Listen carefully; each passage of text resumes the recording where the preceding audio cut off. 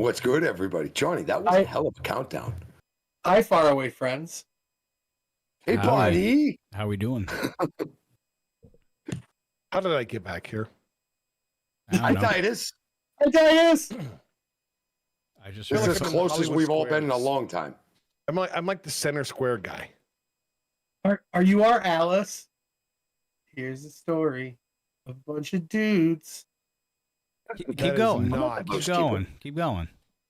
I'm good. Oh man, you on a roll there. No, if I keep going, we're gonna get copyright struck. I need some excitement in this darkness here, which is the backstage of the beer side office here. So, is anyone singing "Sweet Caroline" to you anymore? No, not yet. I had a conversation with the owner from last week. We're all good. That's actually they put somebody out in front of the door this time. No, they just closed the door and locked it. Basically. So whatever's in there, they locked you in with. Yes, basically. Although I do have a run sheet that production gave me, so I don't have to rely on them this week. So we're good. Well, very good. That's because they're gone. Well, they're down. Well, they're setting. Well, they're breaking everything down, I should say. But anyway, I'm just here at my house. Yeah, you're just chilling up there. Yeah. Well, let's get on with the intro, shall we? This just feels right. It does. You think so? Titus is back on recharged. Yes. It's just 6 hours earlier than it used to be. I know, and I have more hair. You have a lot this more is hair. true too. Like there's more everything. We have more time. Titus has more lettuce. What's wrong with any of this? Nothing. You're actually locked in a room this time. There's not going to be some dude running by going ba ba ba. Although that was amusing. That was hilarious. That was and you don't have people. And you don't have to worry about one of the triplets not doing their job. What was that, Titus? I'm sorry. I do have know people who are at that building right now. It's just so you know. True. Well, you don't need to antagonize the situation. I mean, we're only here for an hour, so. Actually, you can antagonize all you want. I got back to the Airbnb, so Johnny's there. Yeah, you ran out as fast as possible, huh, Mark? That's how you work. Not as fast as possible. No, always the guy just 10 who minutes. That should be a breach of contract right there. It is not a breach of break contract. Down the ring doesn't help. That's a typical, Ooh. That's not even right. Already. Listen. Right. You were there when we were set. I brought my soundboard this week, boys. Don't even start that. Listen, Marky, Nick Patrick pins, okay? No. That's not the way this is going to go yet. I haven't been coerced that hard to the dark side yet. Not even close. Not just yet. We're going to see Marky start reffing David Drake matches in a mask. It wasn't me. All right. I don't know if I want to ref that guy's match. He's kind of scary. We haven't even done an intro yet. Ladies and gentlemen, welcome to another edition of the Dudes and Belts Recharge Post Show, live at the Beer Style Lager House and at a random Airbnb about 5 to 10 minutes away from Beer Style Lager House, and of course up in Maine, and also at his safe home in Colorado. So many places. So many places. Before we get into this episode of Charge, let's introduce the panel for the week. All the way up in Maine still, he is the one that lives way up there on the East Coast of Maine, the inventor of the Beacon of the Week, the one and only Ghost Crusader. I just can't seem to get out there with you guys, but we'll figure it out someday soon. But meanwhile, I was back here. What a charge. The King of Charge is back. We'll talk about that. And on the bottom right, he is currently residing in his Airbnb because he decided not to break down the ring with everybody else. He is our resident masshole himself, the one and only Marky Pins. Thank you very much, Captain Low-Hanging Fruit. I am Marky Pins. I'm back at the Airbnb because I got special permission to make it on the show. You knuckleheads. But that's not why we're here right now. We're here to talk about the show that we did watch. We watched Charge, and you mentioned Severino Corrente. Well, in that match with Panthro, at the end of that match, Panthro was hot with the cat scratch fever in the back. I tell you, that kid tore it up. But there was so much other stuff we got to get to right here on Charge. We got to get through. But we got an old friend back with us tonight, don't we, fellas? Yes, yeah, we do. Making his return after over a year, possibly a year and a half long absence here on the Dudes and Belts Recharge Post Show. Let's everybody collectively welcome back the evil genius of professional wrestling, Titus Machiavelli, back home on Dudes and Belts Recharge. Well, I'm just excited to be here. When I got the opportunity to, be back on the show, honest and truly, I was ready to be back on. My ego is so big that we had to clean some things up first because I take up an entire episode all on my own. So these guys are going to be worried that that clock is already ticking. And, I'll go a marathon. We'll go Broadway tonight. You want to go Broadway tonight? Let's go Broadway. Let's do a Springsteen concert. 3.5 hours of just straight everything. Let's go. All right. We got our snacks. We got our popcorns ready for this one, boys. Who had time to eat with all this action? Actually, that's right. I'm locked into an office. Can we not do that, please? Because I want to get out of here in less than an hour. That'd be great. All right, let's do that. Let's do that. Get Johnny out of there. If you're locked in, I mean, I can think of worse places to be locked in than a brewery/restaurant. Yeah, but the problem is there's no kegs anymore. It's a lot like that end of the Twilight Zone where I'm lucky that I got a water. I was able to bring a water with me. Okay? That's all I got. All right.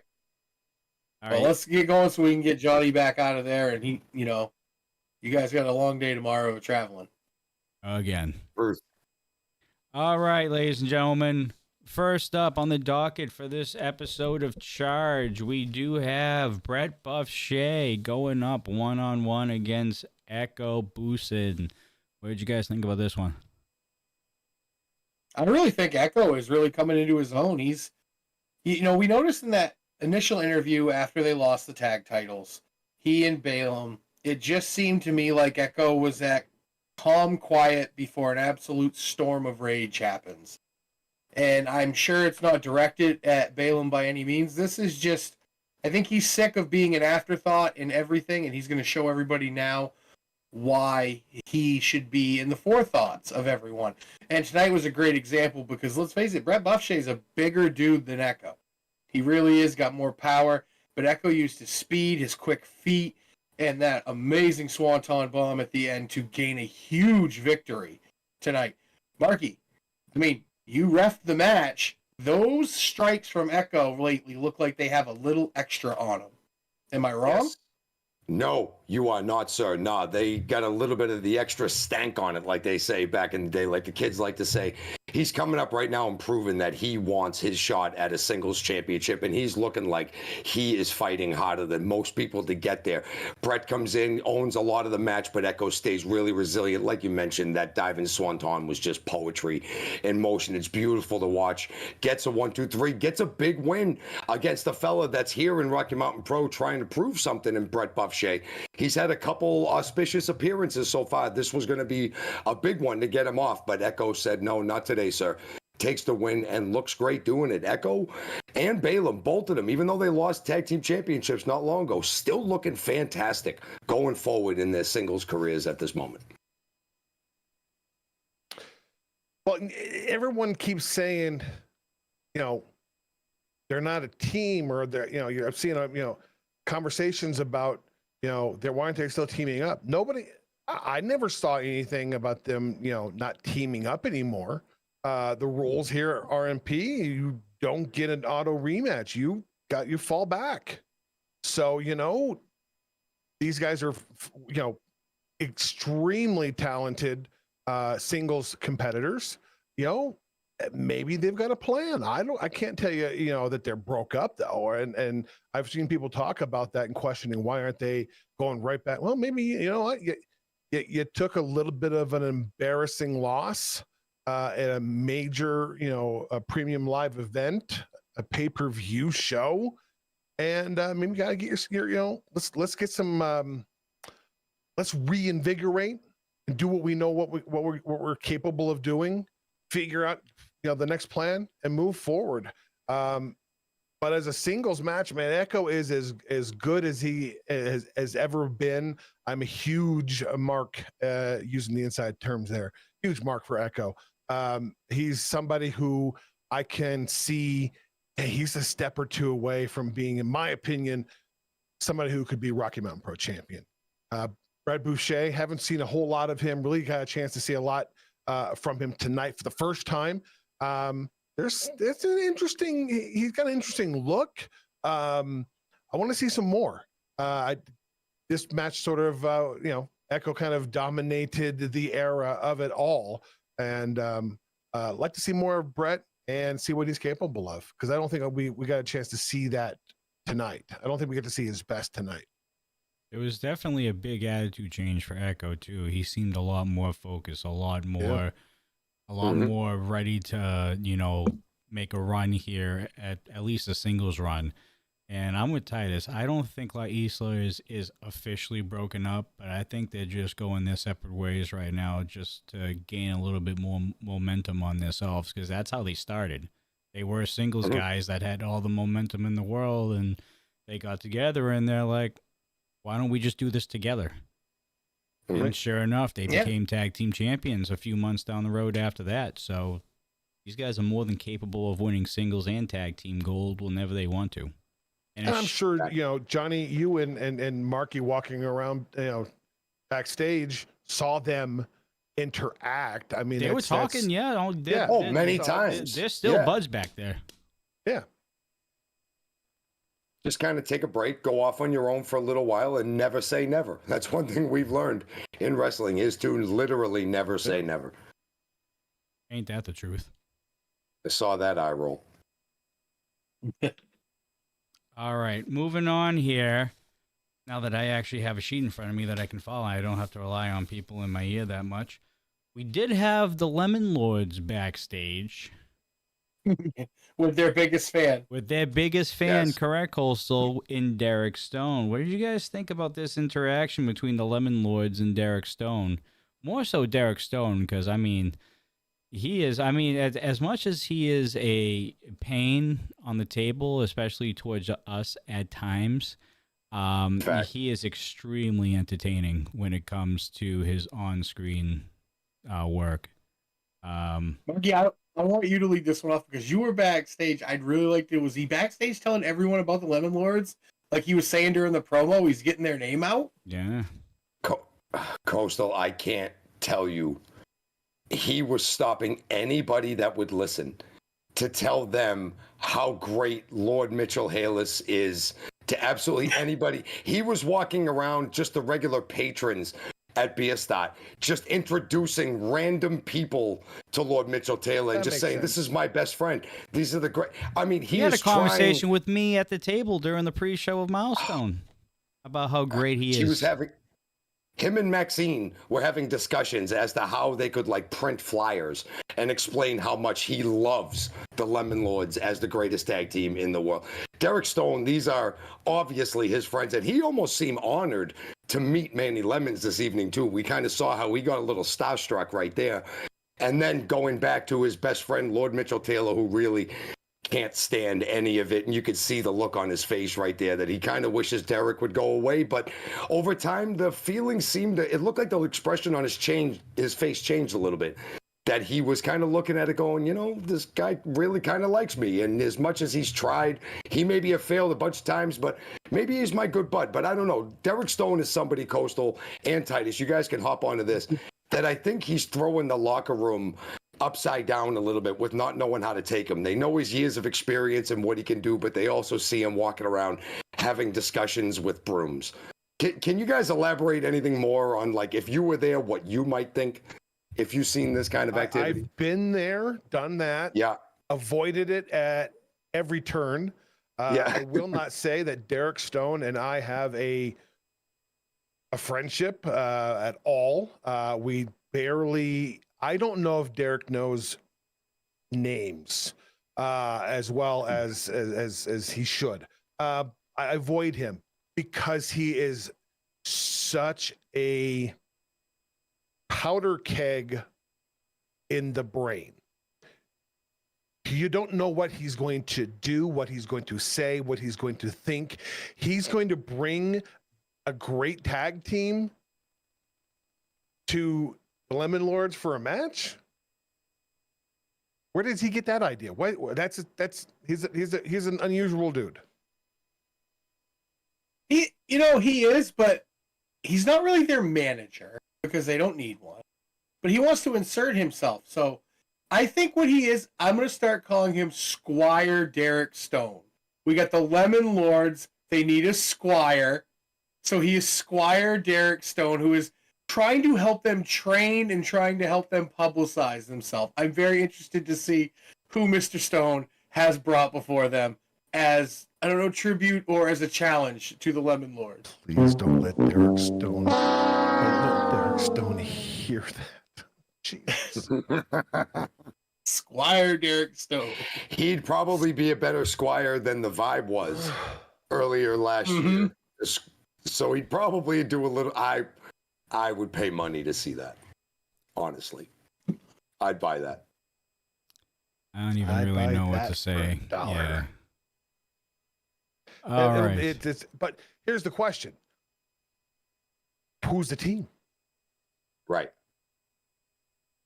Do we get a hint of that team? Because later on, maybe, I don't know. Maybe Maxine knows them. Maybe they're friends of Maxine. Who does Derek Stone consider a great team for the greatest tag team champions of all time? I think he's what he's insinuating. So who's the team? This kind of rolls into Johnny. I don't know what's next on the run sheet, but that plays into something we see later. Yeah. A lot, Titus.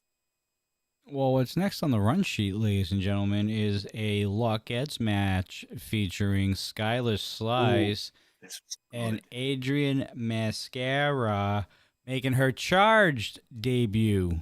By the way, we've seen her on Ignition quite a bit. Yep. But we have not seen her on Charge at all. This is her first ever Charge matchup live on TV. What did you guys think about this match? And what did you think about the ending? What a win. Gotta love that victory roll. That was a great roll up. It wasn't a victory roll, but it was a victory roll, but but it was because it was because of the Gino match that they highlighted earlier in the show. This, as I said in chat at the time, this is somebody I am keeping my eye on. Somebody that I look at and I go, there's something there with her. It makes her stand out above all the other Lockettes, to my eye. So I'm interested to see more from her. A great, opponent in Skylar Slice. She went from 1 to 19 in the Colorado Cup this past milestone. Great match, great win, great debut. You don't get to debut but once, so walking out with a victory is a good thing. Absolutely. She seems like she has everything. You're right, Titus. There's just something about her. She's got me that Eddie Guerrero vibe of just nothing is impossible no matter the odds. She feeds off the crowd in such a unique way. And she just seems like the will to win is stronger than any obstacle that's put in front of her.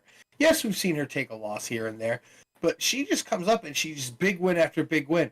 Skylar Slice, let's not forget what she has done in the past 4 or 5 months since, removing herself first from the tag team with Lilith and then from Manny Lemons for that brief spell.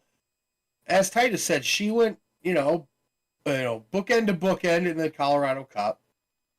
And guys, did you see the agility she showed out? She did that cartwheel. That's incredible agility for a Lockette her size to do that. That is scary.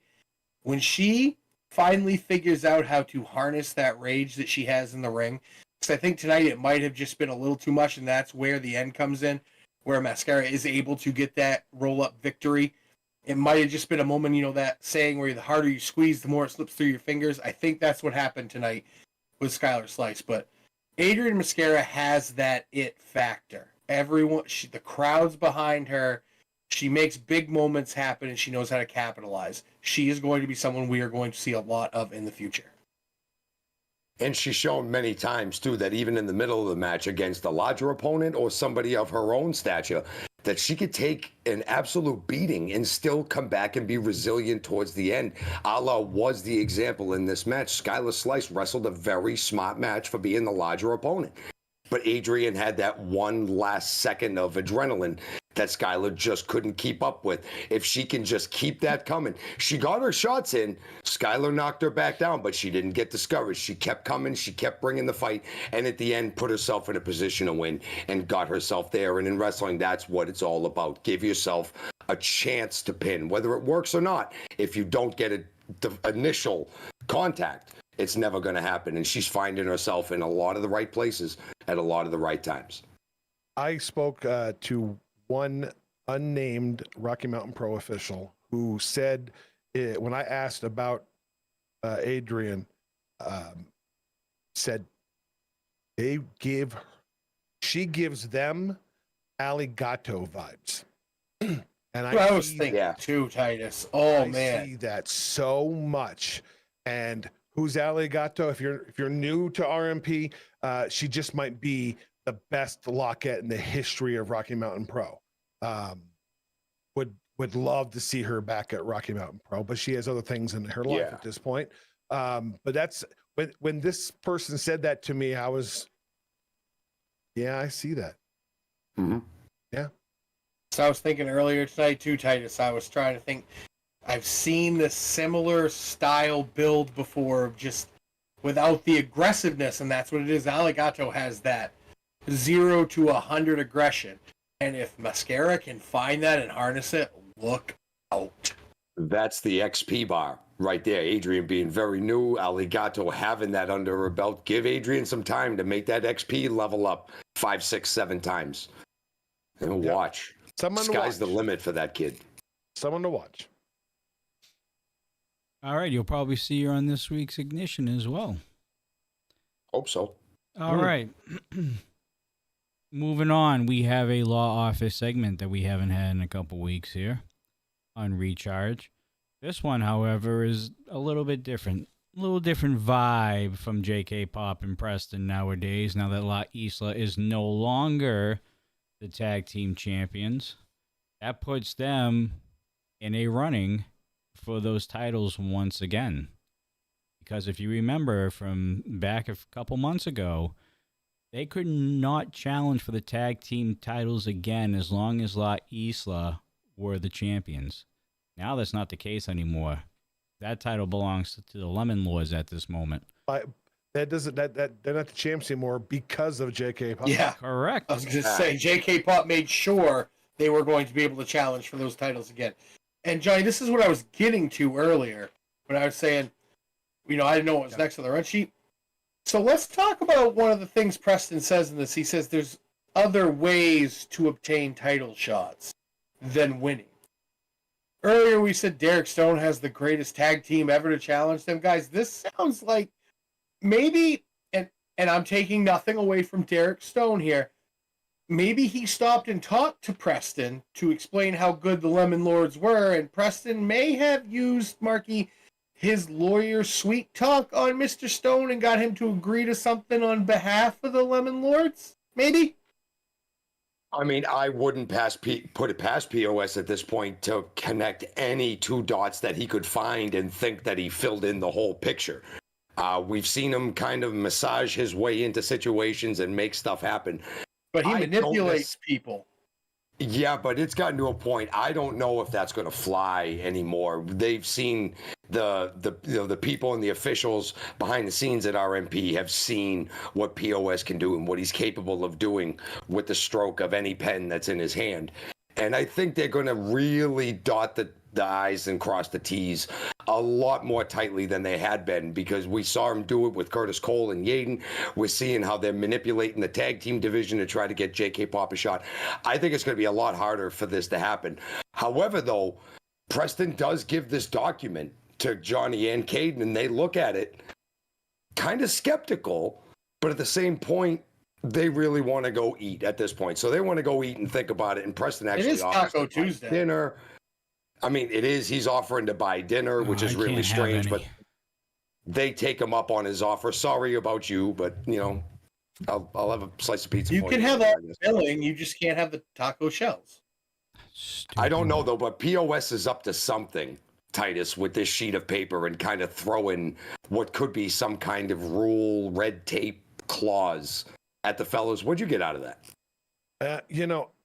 I think Coastal makes a great point in, did Preston, they went the direct approach.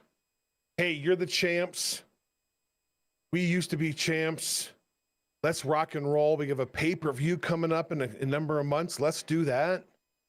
They're blown off, kind of ironically, considering who, what kind of crap they did for 2.5 years. So I hate lawyers almost as much as I hate referees. And is there is it a way to do that? Is Derek Stone manipulatable? Yes. Is he a complete moron? No. So I don't know. But does he know that he's doing that? That there's something there. Does he know that he's doing that though? Yeah, he's one of those guys. He has the best of intentions with these decisions he made. I guess we're going to find out next week. I guess, and see if Derek Stone is a genius or a madman, or both. It's a fine line. I think he's hovering that line in the middle. I think he's got one. And that's foot on both scarier. sides. Honestly, that's scarier than being on one side or the other, just having the ability to teeter.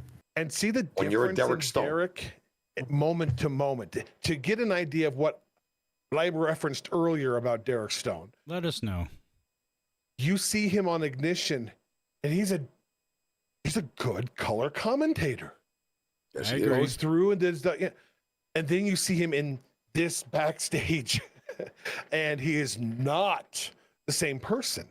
So there's a little bit of layering inside of that man's head. So I guess we're going to find out, is JK Pop involved in this? Is it La Isla, for all we know, that's going to be taking on Lemon Lords? Or is it La Isla and JK Pop? And did he? It's a web. If you take those two things out of tonight's episode and put them side by side, it's a web between them, and it can contain anything.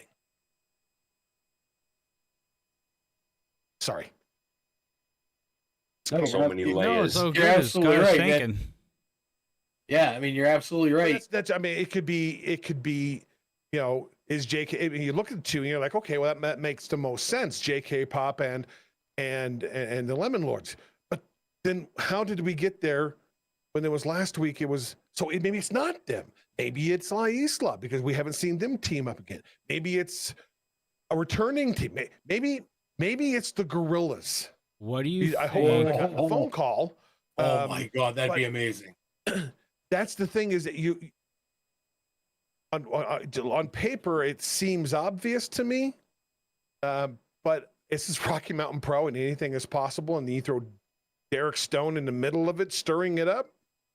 The only guarantee watch is next that all week, we find got what it was a is. what if. So, what did you think about that paper that Preston gave JK Pop though? That raises a lot of questions. The one thing I'll say, and this will be my final word on the subject for tonight. They did not look to Preston with any enthusiasm whatsoever, Except when he was buying burritos. except when Right, once he asked to buy spending dinner. money on them. I look at that relationship much differently than I sat ringside and watched JK Pop at Milestone. I was made my return to Rocky Mountain Pro, sitting and calling that show, and was there. And even though it's two guys beating the tar at each other, there was some admiration, some love, some respect. You can, you know that feeling when you see two people who just, you don't see that with Preston. They don't seem to have a whole lot of interest in anything he has to say. Is he grabbing at straws? Did he, pull out a rabbit out of his hat? And I don't know. When has he ever offered to pay for anything? Even something as small as offering to pay for dinner. He sees. I think he's got a plan. He sees that he sees what I see. I've watched Preston. You know, I've been away from Rocky Mountain Pro. The last time I was on Rocky Mountain Pro was January of last year, right after Aces Wild, and I've sat back and watched this young man. This is a very intelligent, up and coming manager in pro wrestling. He sees that there's an issue. He can feel it. He's been in a courtroom. He understands the tensions that are there. So him buying tacos, he's selling JK Pop in sales, which I know a thing or two about. You always try to get them to say yes. Always be closing. Always be ABC. closing. I closed with paying for tacos when Caden Koyama, and I've been around Caden Koyama when he's like that, not fun. So he got him to say yes, and that's how it was left. So he has to see it, Marky. Mm-hmm. I just have this funny vision of, if Titus was right, of Manny Lemons making lemonade in the middle of the ring, seeing Anaya and Hoodie on the ramp. I know I would get a phone call, so I'm pretty sure. But you wouldn't tell us. That. I'm confident in blowing that rumor. I know that I started. But it would be fun. I had this funny vision. Oh, that would be something.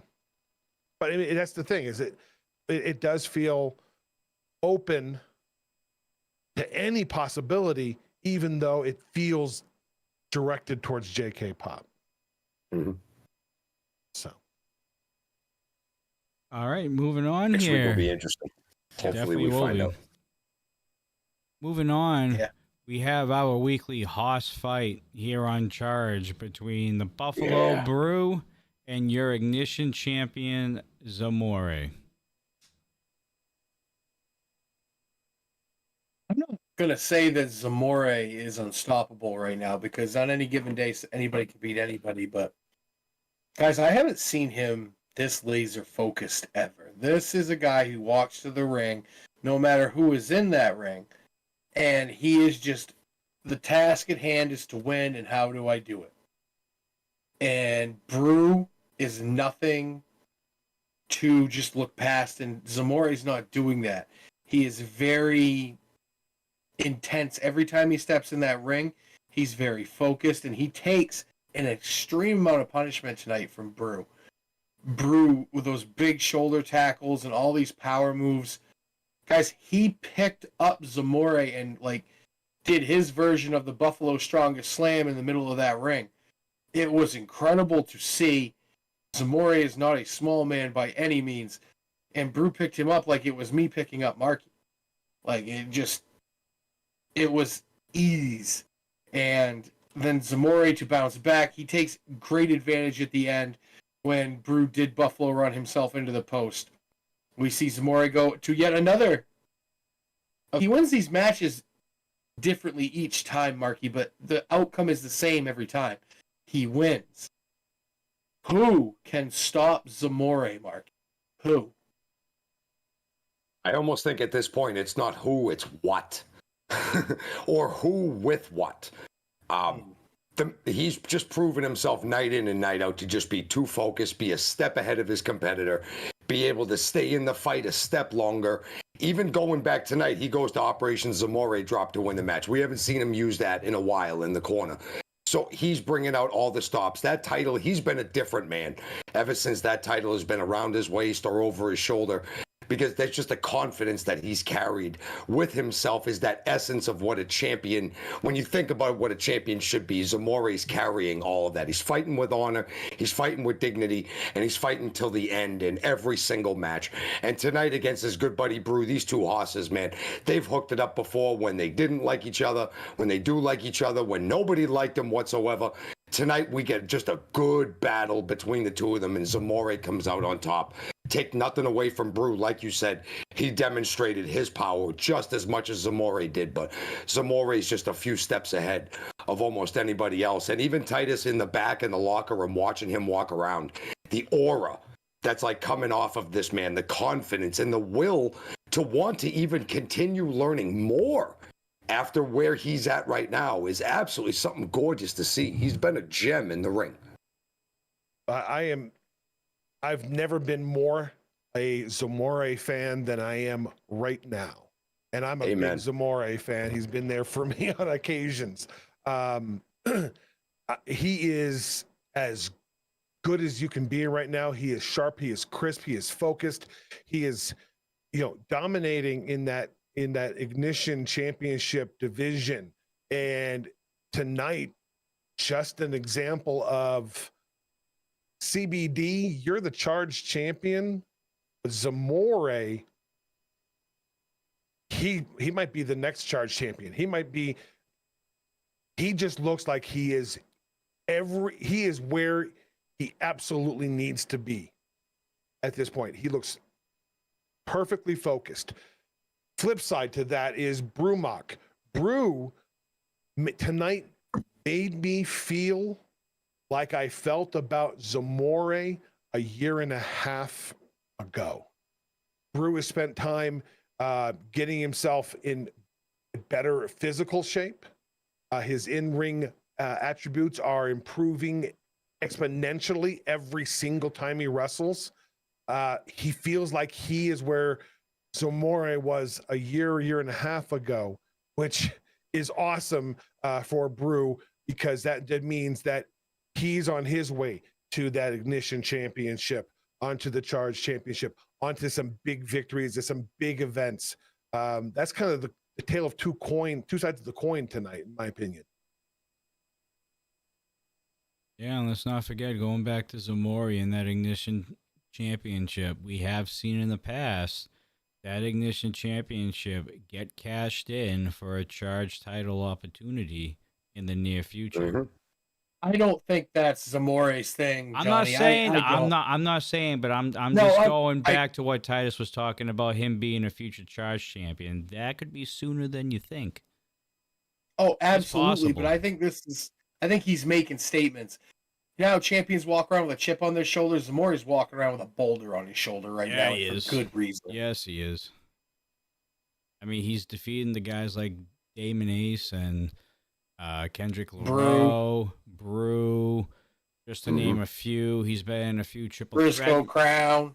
He's been in a few. Gino Rivera last week. He's been in a few triple threat matches for that Ignition title and have come out on top both times, or actually 3 times, as a matter of fact. Mm-hmm. He is your, I want to say, at least we're getting close to it, probably your history-making Ignition champion in the making right here. To be perfectly honest with you. Yeah, it looks like that Zamore has put it all together. I agree. And that's the thing from a manager standpoint. You keep moving the pieces, changing the dials, moving the levers, adding, subtracting, and you look for when it all just works. Doesn't mean it's the best version. It just means that it works from start to finish, top to bottom. It works. It's solid.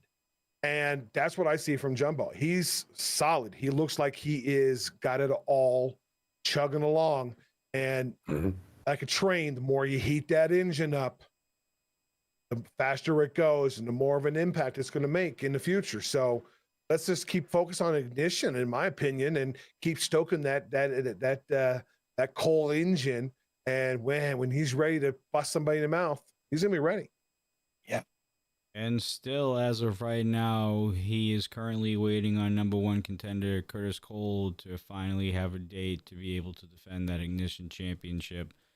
Hopefully sooner rather than later as well. He has been the number 1 contender for quite some time, at least a month. Yeah, by that now. dirty Curtis Cole's got that, and he has a shot to. He's got Yeah, two he's number got one. two. I figured this out a couple weeks ago. Let's see what you think.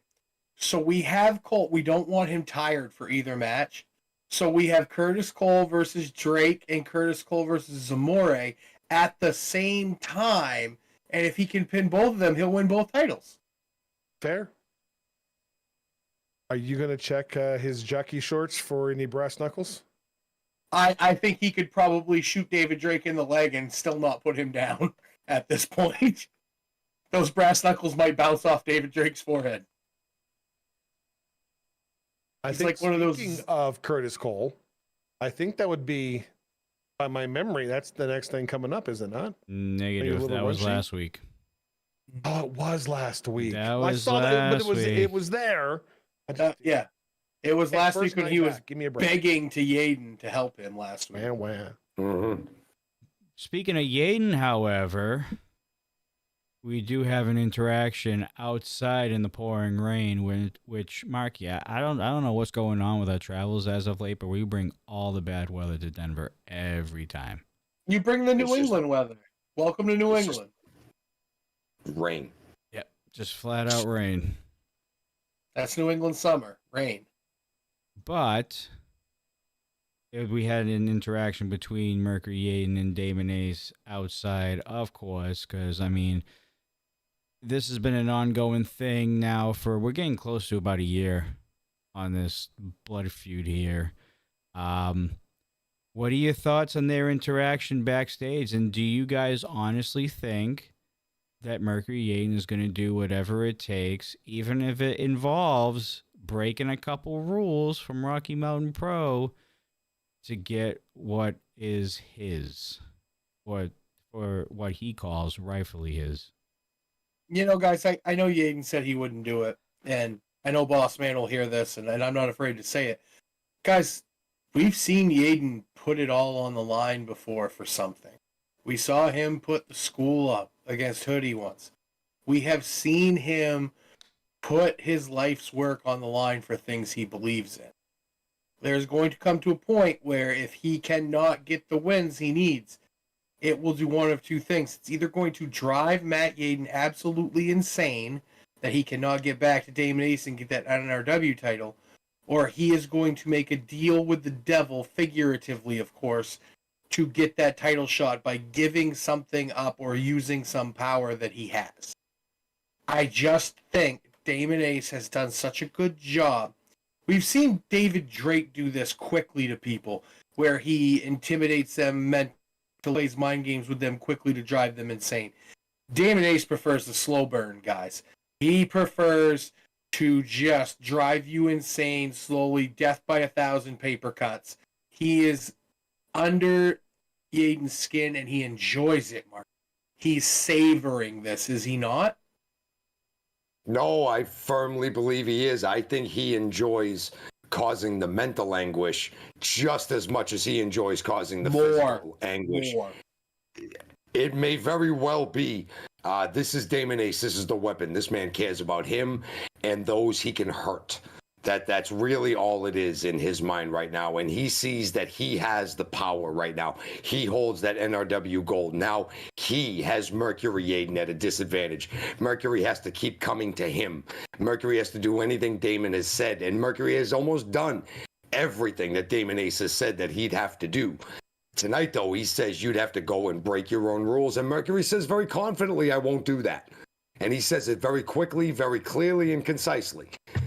However, when you go back and think about it, when the adrenaline wears off, do you consider it? Look, we've seen Mercury Yaden.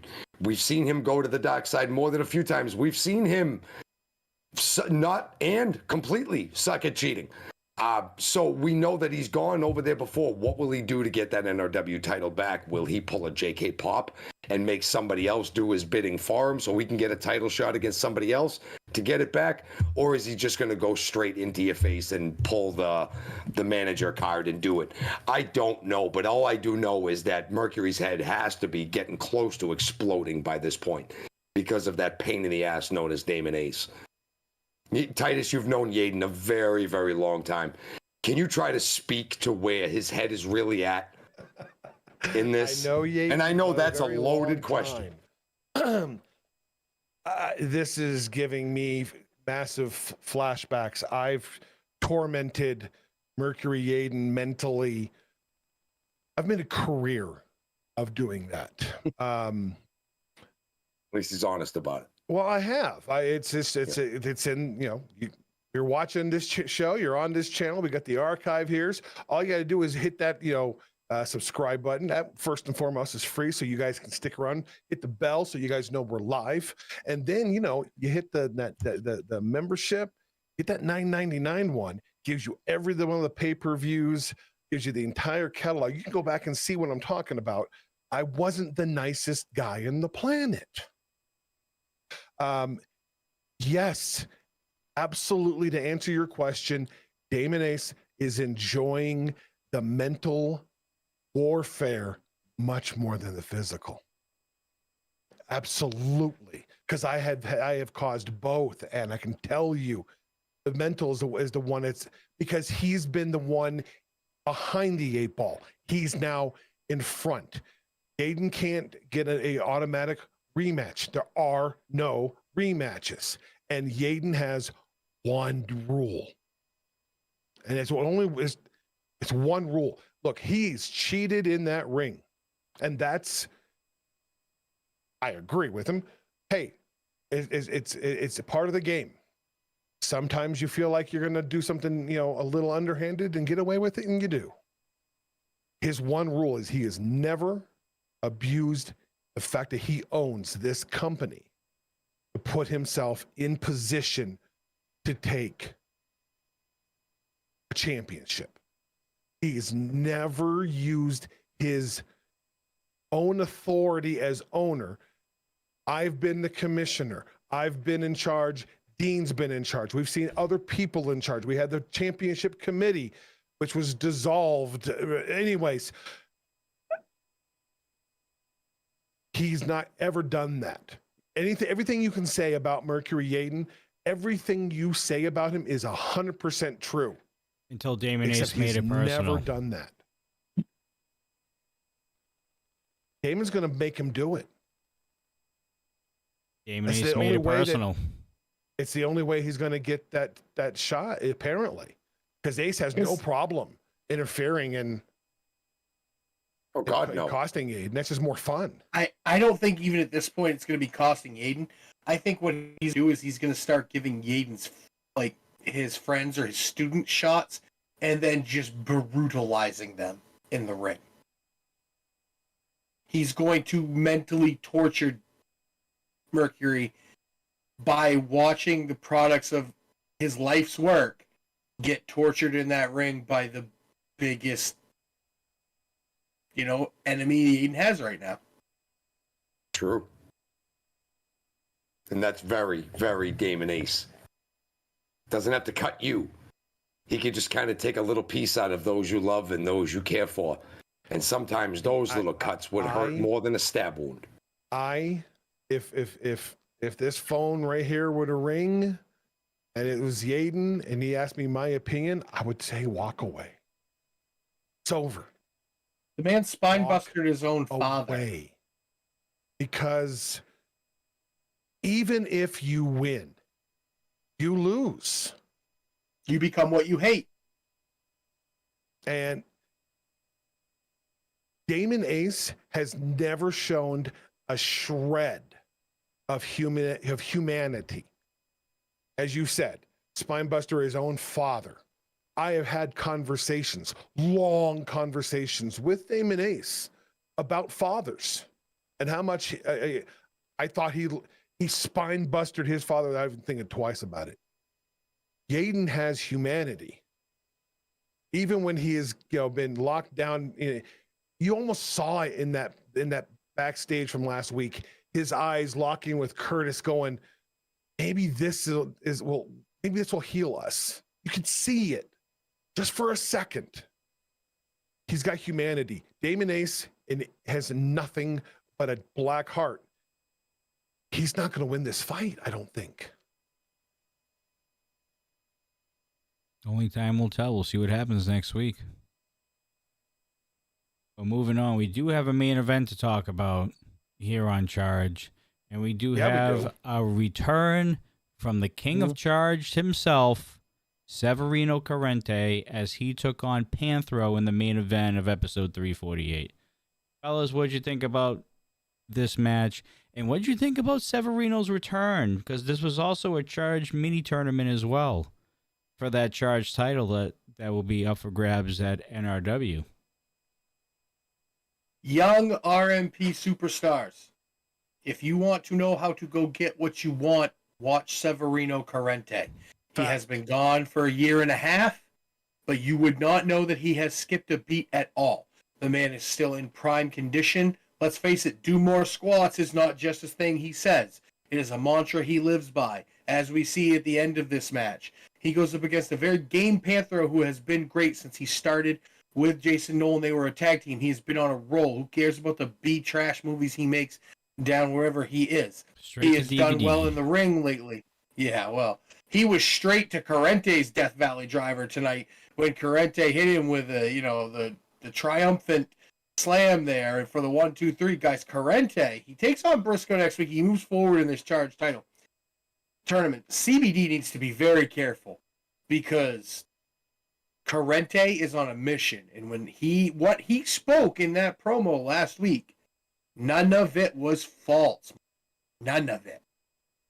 No, and we remember Severino before he took his recent leave of absence, when he was there, the last man standing match that he had with Atiba at Milestone. Like, this man means business every time he puts the trunks on. And these young men, like he even said, it looks great. It puts a sparkle in his eye that he's watching the young developing superstars, but like he called himself the once and future king of charged is back and got himself into that #1 contenders match against Briscoe Crown next week by beating Panthro. It was going to be very hard. Panthro was game, but you weren't stopping Severino doing squats in the Taste of Triumph. Come on now, against Panthro. That was very, very impressive. And Whether you love the man. Clotheslines, Marky. The clotheslines. Huge. Whether you love him, whether you love to boo him, either way, you got to respect the gift that is Severino's wrestling ability inside the ring. And it's going to be a long night for Briscoe Crown next week. I wouldn't doubt fully if he does come back, regain that championship, and go on his own rightful heir as being the king of charge again. But then what happens with Lord Mitchell Taylor? Now we get two kings. My money's on Corrente at that point, though. I'm not going to lie about that one. My money's on Corrente, but My money's on Corrente 7 days a week, twice on Sundays. Severino Corrente Amen. is a guy, much like myself, who takes time, takes sabbaticals, takes care of things. He stepped away. He's created some businesses. I happened to have a chance to speak with him over a drink during Milestone and catch up. This is a guy who is the king of whatever he's put his hands on. And now he's back at Rocky Mountain Pro. Out of nowhere, makes his return at the Colorado Cup Milestone weekend. And looks like he hasn't, it looks like he was uncharged every week for the past 10 years. He didn't miss a beat. You're right, Coastal. Everything he said is fact. I have been on that bandwagon since the first day. This is a guy who is the king of charged. And I'm all about Briscoe Crown. I am, and would love to see that young man get his shot. But he's got to now apparently go through Corrente to get that shot against CBD at NRW in September. It's not going to happen. Midnight strikes, drop the glass slipper. Cinderella goes back to to being it's over. You've got Corrente, and then CBD championship goodbye. That's the way it is. That's just the way it is, in my opinion. Those games aren't going to work against Corrente. CBD's games and the megaphone and all that, that's not going to work against Severino Corrente in the least bit, gentlemen. So I mean, spoilers, but Corrente at NRW, I'm going to say it, Corrente is going to be there, and he's going to beat CBD. The path's too easy for him. No, you can't count out Briscoe Crown, though. Yeah, but we're not taking nothing away from him. But isn't this kind of the way it is been for Briscoe, and not to interrupt you, Tice, but it's kind of the way it is. Like he gets up there, and then there's just another Goliath in his way. Yes, he got by Damon Ace in that initial Grand Prix tournament, but let's face it, that's one of those 1 in 10 things, and he took the. That was also very different Damon Ace, and that is nowhere near the level that Severino Corrente is on. Those surprise moves aren't going to work on Corrente. So Briscoe, you have a mountain to climb, and I'm afraid you're not going to be able to scale this one. It's a 20,000 foot. It's a K20. It's Everest. Everest. In Rocky Mountain Pro, it's Everest. Yeah. If there's anybody here on this roster that can do it, though, and that has shown over the past couple years that he's up for the challenge and has been able to pull out these victories, it's Briscoe Crown. Oh, let me amend my comment because you're 100% right, Johnny. It will be a complete and utter holy shit moment. I'll be stunned, but it's happened before. So yeah, you're absolutely right. If anyone could, Can't count him out. it could be, but come on, Corrente. He's just gonna, watch, study tape. He's gonna watch. There's a very good hours of chance. tape. There's a very good chance that Corrente just wipes the floor with Briscoe, just based on size and skill alone. However, I mean, we're talking, Marky always talks about XP. We're talking about, a level It's 100. infinite. Oh Yeah. my god. Level 15. Yeah. but I again, mean, we're all gamers here. We all play MMOs. I mean, Corrente's your raid boss. Yeah. yes, Fact. he is. Yeah. We've seen it before. I mean, I just can't count him out. You just Yeah, can't. heroes always rise to the occasion. This is true. I'm not saying Briscoe's a hero. Well, maybe he is. I don't know. He's going to need to be a superhero. It'll be Yes, a he superhero is. effort. He is. Mhm. Hey, look, I've never been on the cross side of Severino Corrente. Me. Why is that? Smart. You're a genius. When you see a lion is equal to you in every one of your strengths, and you don't know what things they excel beyond, what is seeable, you pick your place and you go, I'm going to hang with this lion as far as I can. True. Away. Yeah, there's a reason I don't pick with Severino Corrente. There's a reason. All right. Well, after that, ladies and gentlemen, that's going to conclude episode 348 of Rocky Mountain Pro Charge. Dudes, give us your final thoughts here on this episode. I mean, I think this is just, there's two big things I take out of this. And it's, one, Severino Corrente is more focused than I think we've ever seen him before since we've been doing this. And he has his eyes on the title, and CBD needs to be scared. And two is, Damon Ace holds all the cards right now, and Yaden is down to just the how to play and the jokers. And I'm afraid he's going to throw those jokers out and do what he needs to do. That's my final thought. He has a wild card. Yeah, Aiden has a wild card. that's the how to play. That's the how to play card because he wrote it. Yeah, absolutely. He can drop it and say, match signed. Now, I don't know this, how the setup is with President Danger Dean. I can say that in my tenure as, in different capacities and running the show Charged, Gaden has always held that above me every single time. I was never the most powerful person in Rocky Mountain Pro because he had that write your own card. And I think he'll use it if pushed, and I never pushed him to actually use it the way that Damon Ace has pushed him. He might. Damon's pushing. He's pushing hard. Great episode. I love the tag team drama. Coastal, I know that you're a tag team guy. Oh, yeah. I love our opening match was so fantastic. Echo looked amazing. From the thing about Charged is it gets you from the first match, and that match pulled me in and had me in for the show. And so great episode of Charged. Pretty happy with it. Followed up by a solid Lockettes match too. Adrian Mascara, congratulations on your Charge debut, getting a win over Skylar Slice. Doing great, looking awesome. Can't wait to see you on Ignition more. Maybe some more charges coming up. But her, Echo, both of them using speed against bigger opponents, getting it done. So many different styles and different people in Rocky Mountain Pro. It just has something for absolutely any wrestling fan. Johnny, we got to get Adrian Mascara on for one of the subscriber-only chats.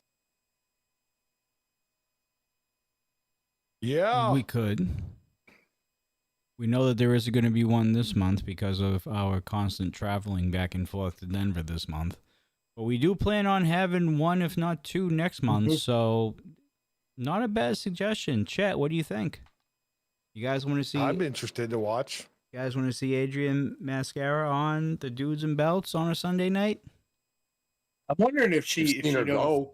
I wonder if she knows Cactus Jack. They're from the same place. They are from the same place. Truth to consequences, that's true.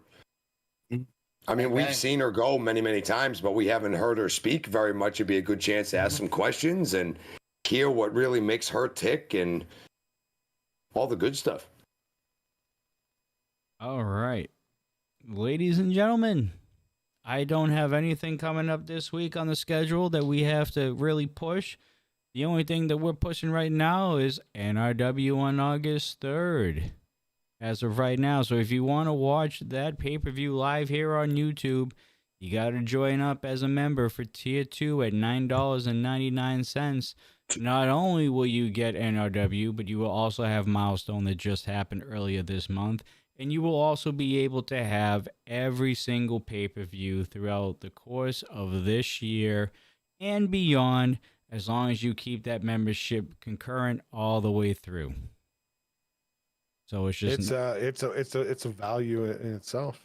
And not only that, you do get the Tier 1 perks as well, along with that Tier 2 subscription. So you will get the subscriber badge or the membership badge. You will get all the emojis that you're seeing in chat of all the different wrestlers and champions that you see right now. You will also be able, because our membership only streams with the RMP talent, they are exclusive to members. So you guys are the only ones that get to interact with the RMP talent.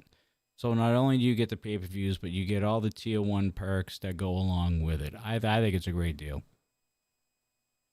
It really is one of the best ways to spend $10 on the internet, by far, with all the content. It's 2 large coffees a month. Basically. Yes. And look at all those emotes that Just Your Average Jen has put in chat. There they are. There they all are. All right. And, I'm just sitting there thinking, this is the first time I've done Recharged in a year and a half.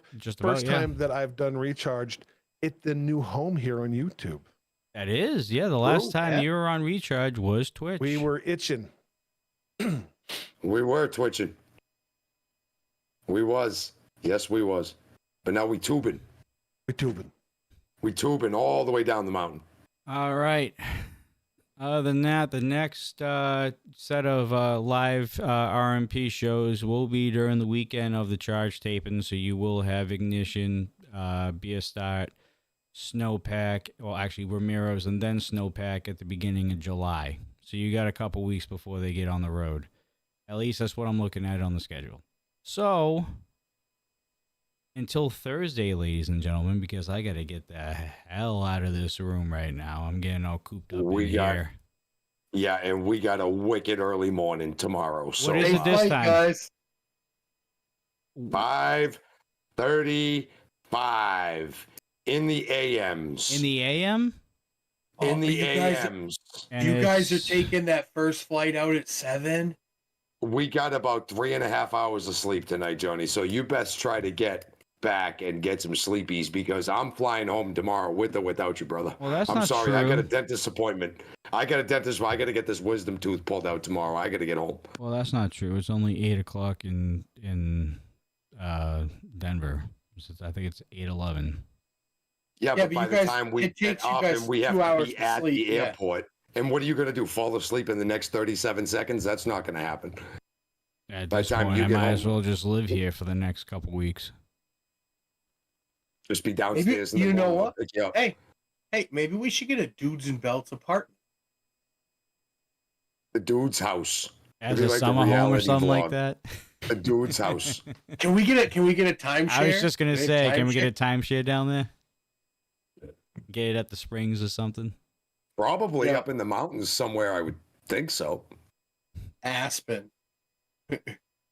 Something. We gotta take Been the there, dunk. done that. Move on. All right, Nothing to see ladies. there. All right, All ladies right, and Johnny, gentlemen. let's do it. Next time you will see us is on Thursday night for Reignited back at our own places up here in the crappy state of Massachusetts.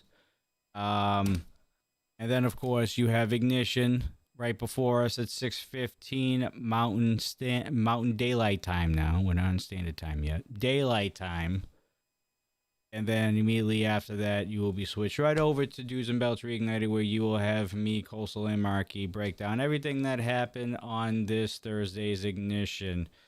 And Titus, I don't know what your plans are for the week, but if we don't see you at all, we'll see you next week here on Recharge. For myself, Johnny Deathdrop, Coast Crusader, and Marky Pins, we will see you guys on Thursday for another episode of Reignited. As always, folks, stay safe, stay classy, and we'll see y'all on Thursday. Take care, folks. Dudes don't fit in a tiny house.